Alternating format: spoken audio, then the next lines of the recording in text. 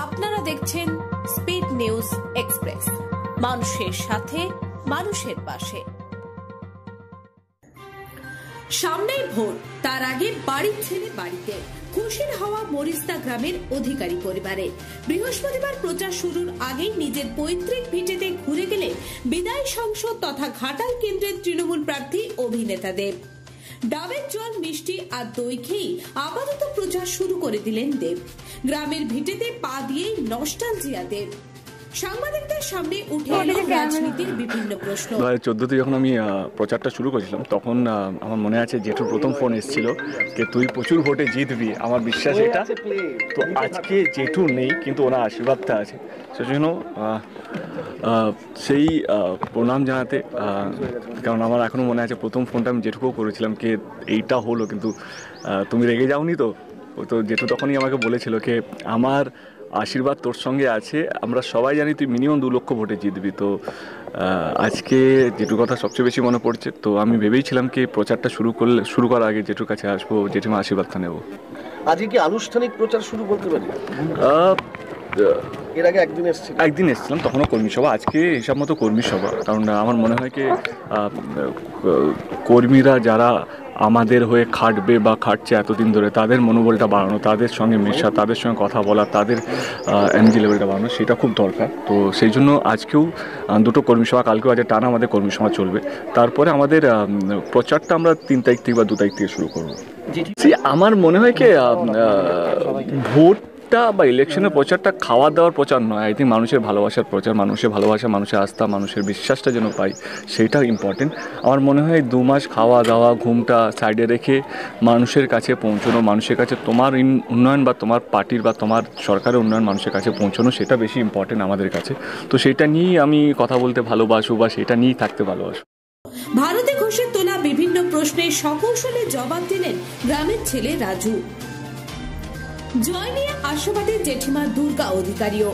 রাজনীতিবিদ বা সুপারস্টার নয়, একেবারে ঘরোয়া রীতিনীতি মেনে প্রথমে দেবের বরণ পর্ব, এরপর এই আদরের রাজুকে কাছে টেনে নেন জেঠিমা। চিংড়ি মাছ, খাসি মাংস প্রিয় খাবার হলেও প্রচারের তাড়ায় ক্ষান্ত দিতে হলো দেবকে। ব্যস্ততম অভিনেতা হলেও বৌদি ও পরিবারের সঙ্গে যোগাযোগ বেশ সুদৃঢ় আদরের রাজু। রাজনীতির আঙিনায় তার জয় নিয়ে আশার আলো বৌদির চোখেও। মোটের উপর ভোট প্রচারের প্রথম পর্বে জয়ের ব্যাপারে চূড়ান্ত আশাবাদী দেব। তারা কিন্তু স্বীকৃতি দিয়েছে কন্যাশ্রী প্রকল্প। কেন মানুষের কাছে যাব না? আমাদের সরকার কাজ করেছে। 28টা বিশ্বভারতী তৈরি হয়েছে, 20 লক্ষ স্টুডেন্ট, এই 7 বছরে 28টা ইউনিভার্সিটি তৈরি হয়েছে, 20 লক্ষ ছাত্র ছাত্রী তার মধ্যে অ্যাডমিশন নিয়েছে।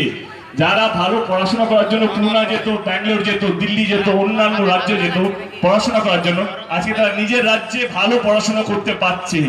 এটা স্বীকৃতি আমাদের সরকার কাজ করেছে। 7 বছরে কাজ করেনি তা নয়। 1 কোটি চাকরি দিয়েছে 7 বছরে। এটা আমি বলছি না কিন্তু, হ্যাঁ, আজকে ঘুম থেকে উঠে এলাম এই কথাগুলো, এই তথ্যগুলো দিচ্ছি, এটা আমি বলছি না, এইটা সরকারি তথ্য, এটা প্রত্যেকটা মানুষের কাছে তথ্যগুলো আছে। গত 7 বছরে 1 কোটি চাকরি দিয়েছে এই সরকার।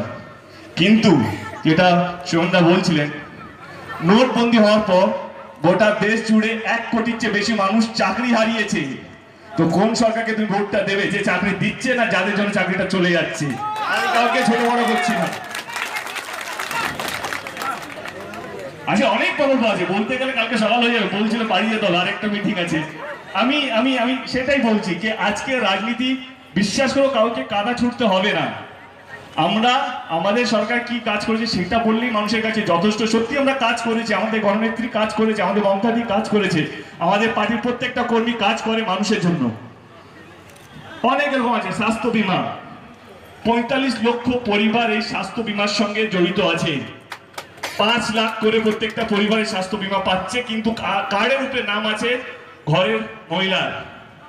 একেই বলে নারী শক্তি, একেই বলে উমেন এম্পাওয়ারমেন্ট, কে মহিলাদের জন্য করা। কারণ আমি বিশ্বাস করি ঘরের মহিলা যদি শিক্ষিত থাকে, ঘরের মহিলা যদি স্ট্রং থাকে, একটা পরিবার স্ট্রং হয়।